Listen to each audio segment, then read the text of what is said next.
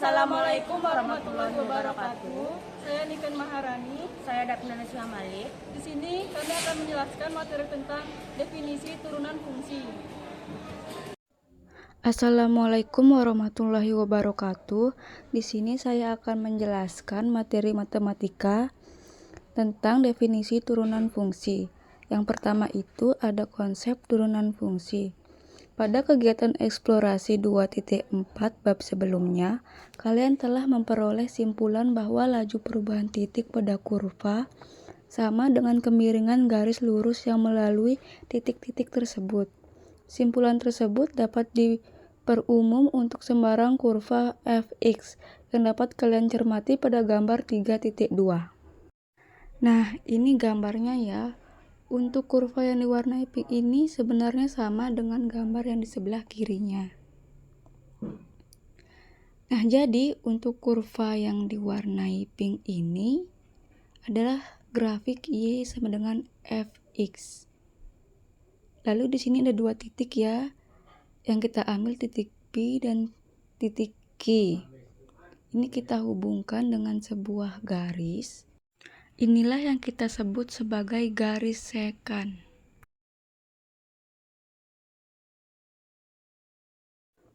Untuk titik P di sini koordinatnya adalah x1 fx1 ya. Kemudian untuk titik Q koordinatnya adalah x2 f2. Ini adalah gambar yang kiri, ini gambar yang kanan. Yang membedakannya adalah di sini x2 itu menjadi x1 ditambah delta x. Jadi delta x itu adalah selisih antara x2 dikurang x1. Nah, dari sini ke sini adalah delta x. Kemudian untuk fx2-nya karena x2-nya sekarang berubah menjadi x1 ditambah delta x, maka x2 ini juga berubah menjadi fx1 ditambah dengan delta x. Maka fx2 ini juga berubah menjadi fx1 ditambah dengan delta x. Jadi prinsipnya grafik kiri itu sama dengan grafik kanan.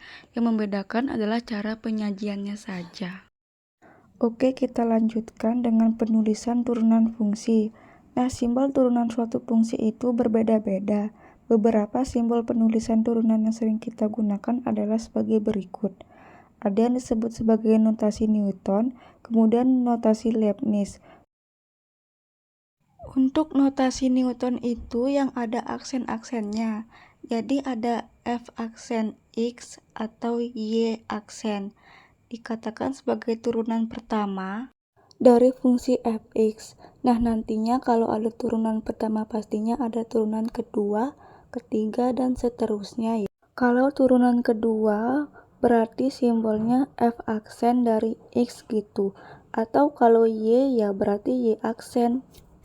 Kalau turunan ketiga berarti triple aksen dan seterusnya gitu ya.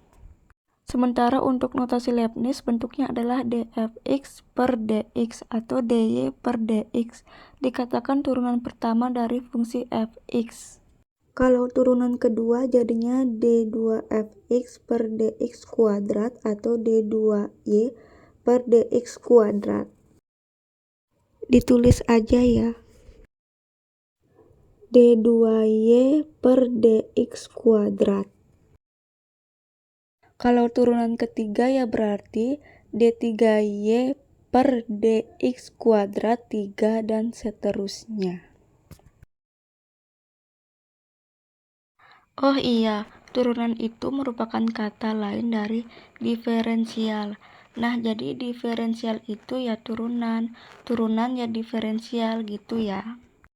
Makanya dalam notasi Leibniz itu mengandung huruf D dari diferensial ini. Nah, sekarang kita masuk ke sifat-sifat turunan fungsi. Pada bagian sebelumnya, kita telah mengetahui definisi turunan suatu fungsi. Bentuk suatu fungsi beragam, sehingga dalam menurunkan suatu fungsi perlu menggunakan kaidah yang sesuai dengan jenis fungsinya. Oleh karena itu, terdapat beberapa sifat dalam menurunkan suatu fungsi. Kalian dapat memahami sifat-sifat tersebut setelah melakukan kegiatan berikut.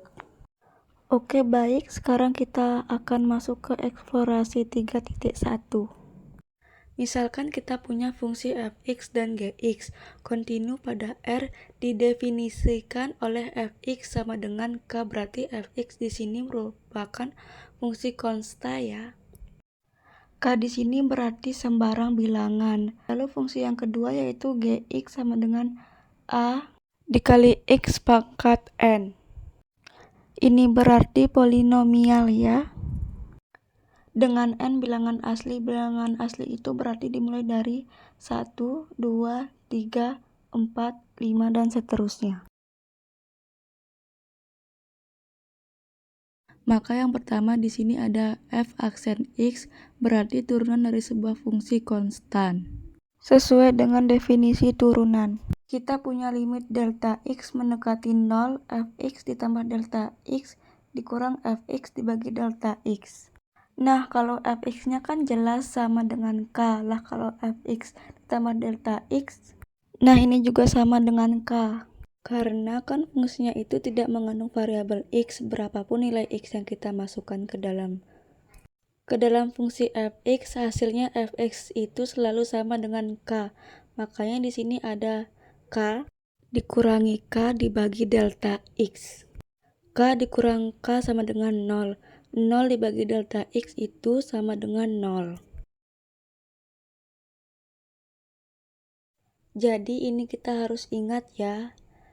Turunan pertama dari sebuah bilangan, dari sebuah konstanta itu akan sama dengan 0. Contohnya begini, misalkan kita punya fx sama dengan 5. Nah, berarti turunan pertama dari fungsi fx, simbolnya f aksen x itu pasti akan sama dengan 0. Misalkan saya punya fx sama dengan 1000 gitu. Maka nanti f aksennya itu juga pasti akan sama dengan 0. Jadi konstanta kalau diturunkan hasilnya pasti sama dengan 0 gitu. Ini adalah salah satu sifat turunan fungsi.